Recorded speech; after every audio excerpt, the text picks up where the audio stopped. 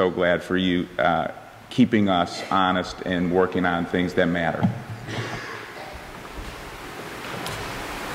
This morning's reading is from Undocumented: How Immigration Became Illegal by Aviva Chomsky. A temporary labor force that will simply move on when the work dwindles at the end of the season may seem ideal from an employer's perspective. For the workers, though, such a life is characterized by poverty, uncertainty, and long periods of unemployment.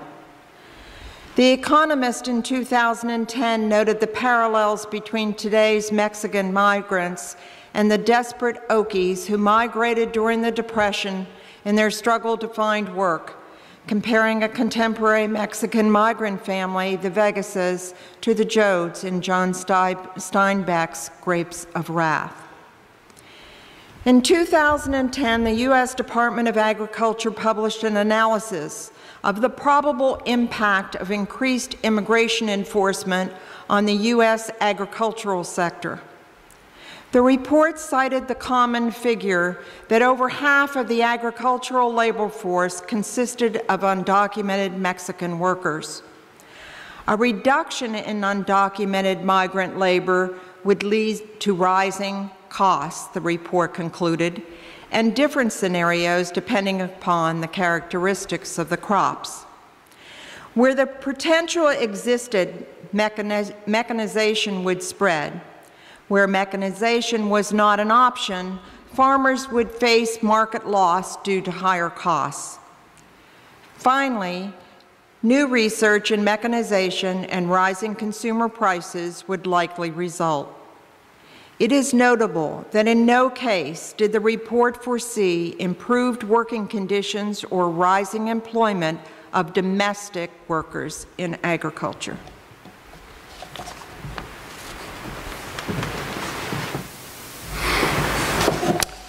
Hello. I'm really happy to say that there is a lot that we all can do on the immigration justice issue, even though we're all painfully aware that at the national level things are frozen. Very briefly, here in Pennsylvania, because we do have a statewide network of Unitarian Universalists, well organized, well, let's say a few, but hardy and determined.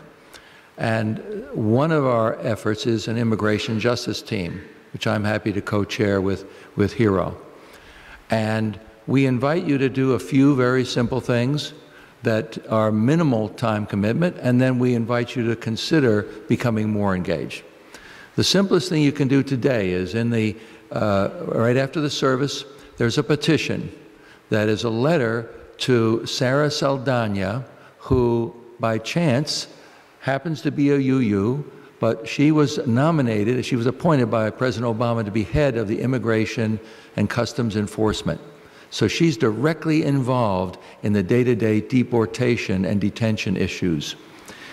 I think you know by now that we have a detention center in Pennsylvania for many of the women and small and young children who were swept up as they came across the border, great many of them from Guatemala and further south, seeking refuge, seeking asylum. But instead of going through a regular procedure with legal representation, hundreds were swept up into these detention centers. We have one in Berks County right outside of Reading. Okay. There are two in Texas.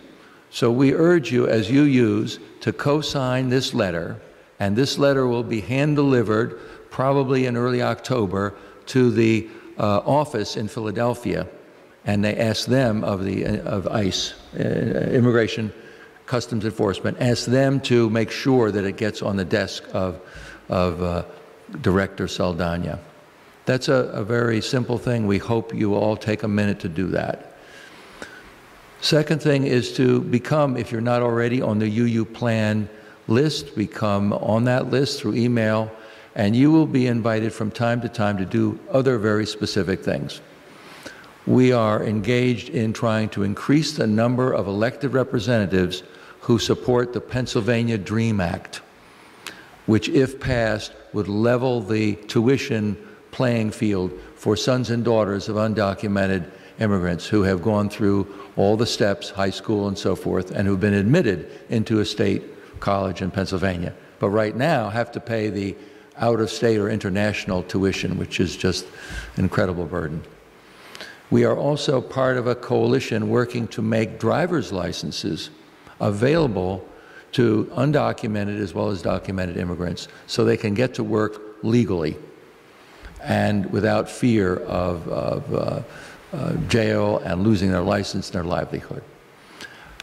Many states, or several states, have passed this already, and there's no evidence that this leads to the fears of some of the opponents of this, that say this will be used to automatically get false documents for citizenship. It has nothing to do with that. It has to do with making it possible for people to drive legally, to get insurance, and really get out from under the shadows.